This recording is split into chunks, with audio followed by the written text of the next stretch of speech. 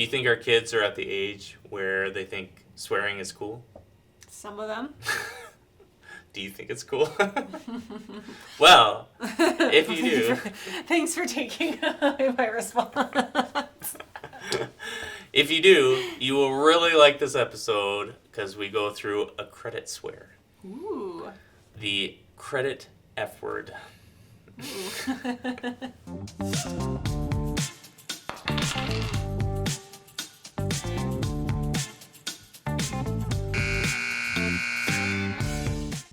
So today we're going to talk about the F word. It's about time. It's about time I can use my proper language here. So my trucker wife here. It's offensive. But before we get into it, do you remember what the B word is? Like in credit terms? Yeah. Or Yeah. bankruptcy. Yeah.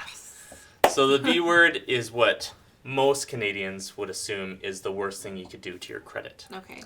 However, if you are looking for mortgage financing, bankruptcy is relatively easy to get past, or for an underwriter to look past or move on from if you reestablish properly.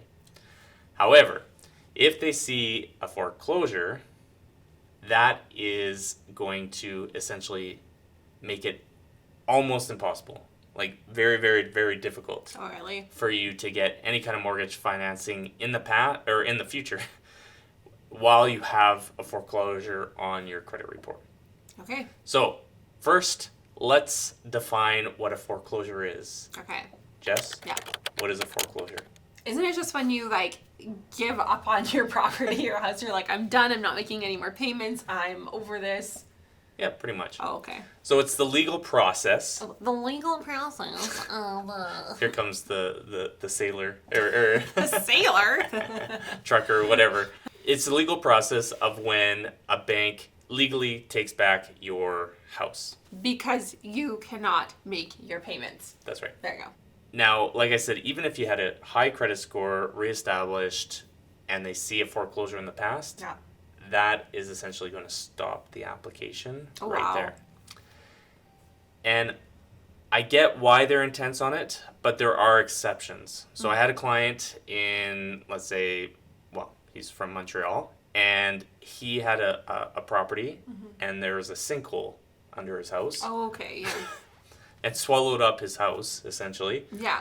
And so, obviously, he couldn't sell it. Mm-hmm. The insurance didn't cover that under the act of God or whatever. Oh, wow. So, he's essentially left out of pocket. So, Yeah. he walked away from it. And obviously, the bank doesn't want it. Yeah. So, that is a legitimate reason why that happened. I had another client. Wait, but what happened with him? Now he can't get a mortgage. Yeah, exactly. That's insane. Can he not fight it? Can he not get a lawyer? Could he not... Fight what, though?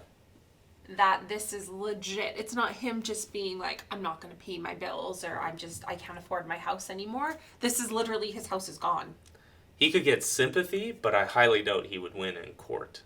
Because oh my gosh. essentially he had an agreement to pay it back, and he didn't. Yeah, but he is paying for like a product. Like he bought something. Right. It is gone. Right.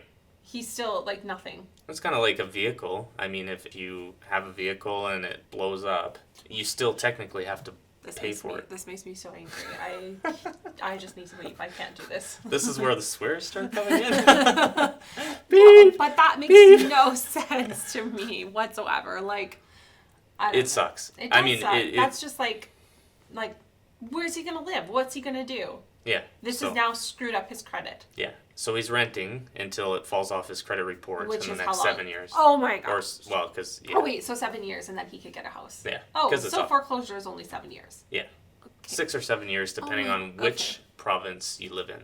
There's a more common scenario that I see a lot. Mm-hmm. There's an example of a couple who their special assessment. So they had a condo Mm-hmm. and then got hit with a special assessment that was $100,000. Oh my gosh.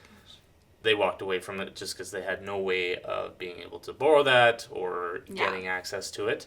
And so pretty much everyone of the condo complex did, and so they all essentially had this foreclosure show up on their report. So it happens more often than you would think. It's not just people not paying on time or not paying at all. And it's sad when it does happen for those reasons that are completely, really out of their control. Yeah.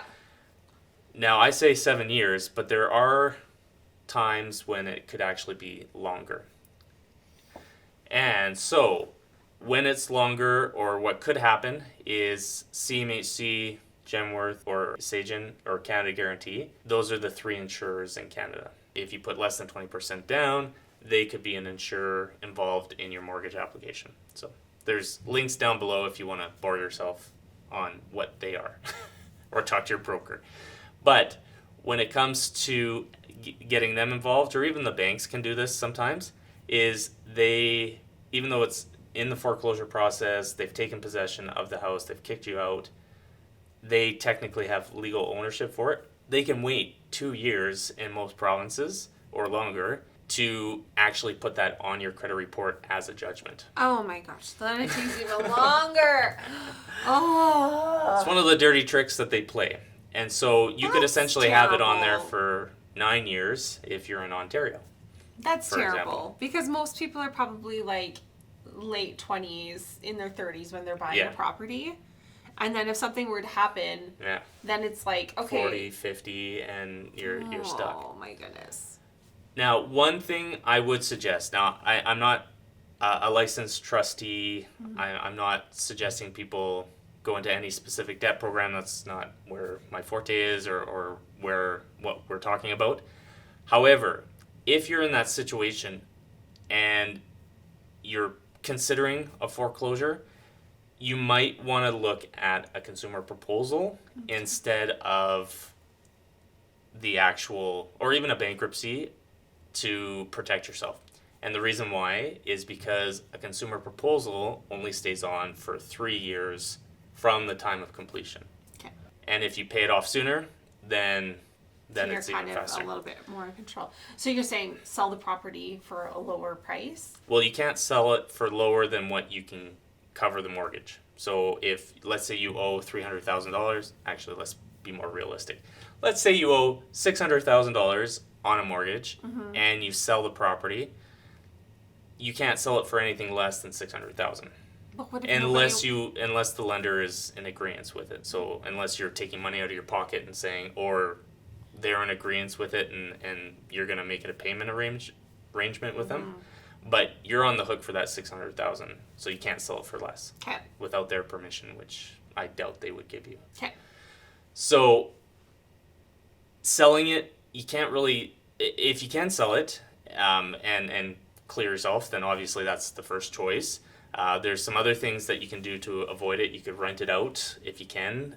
You can take on roommates. You can set it on fire. No, just kidding. Oh my gosh. There's a couple things that you can do. You can talk to CMHC or Genworth, Sagen now, or Canada Guarantee, and they are supposed to have a department that they'll work with you on it. In my experience, they're not very agreeable in most things. The lenders also have departments, but they are even less in my experience.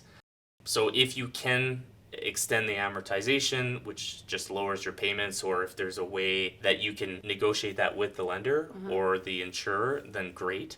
But if not, you can look at is a debt program to protect yourself, because then even if the lender comes after you or waits 2 or 3 years or 4 years or 10 years, because sometimes they'll do that, you're still protected, and it's from the date you enter into the bankruptcy or consumer proposal, not when the lender gets around to coming after you. That's terrible. Yeah. So that's one way to protect yourself. On the flip side of that, I have a lot of people that are entering into some kind of debt program, and they include a mortgage into the debt program just because they're too lazy to sell it. They don't want the headache of it. They probably won't make much money anyways. Just easier to let the trustee deal with it or whatever. I do not suggest that, because if you're in that situation, just go in knowing that you're still not going to get that mortgage while the insolvency's on the credit report. Okay. So with most rebuilding of credit, even though you had a bankruptcy, consumer proposal, or some kind of debt program, within 2 years, if you've reestablished properly, you can qualify for best rate mortgage financing once again. So it's really 2-year time frame after you've completed. Okay. However, if you include a mortgage or an insurer or anything to do with your house, mortgage wise, in an insolvency, you're still not going to get approved until it falls off the credit report. Okay. So you need to make sure you are pretty confident in the place that you're buying. Yes. Unless there's like an act of Yeah, I mean, there's like a natural disaster or I mean, something. you obviously can't control that. But as far as when it comes to the F word, the reason why I guess relate it to swearing or just the worst that you can do is because it is so difficult to get around, and it's exception after exception after exception, and very few lenders will even give you the time of day as soon as it's on there. Okay. So if mortgage approval is something that's important to you down the road, then be very cautious on what you do with your mortgage payments, especially coming to foreclosure. Time for review. I don't know, I feel like it was pretty self-explanatory, but just be really cautious when you're buying a property, because you don't know what's going to happen. Yeah. And you don't want a foreclosure. No F word. Bad. That's it. If you have any other questions or want to learn more, you can check out any of our social media and the links in the show notes or the more information down below, and we would be happy to go through it with you in more detail.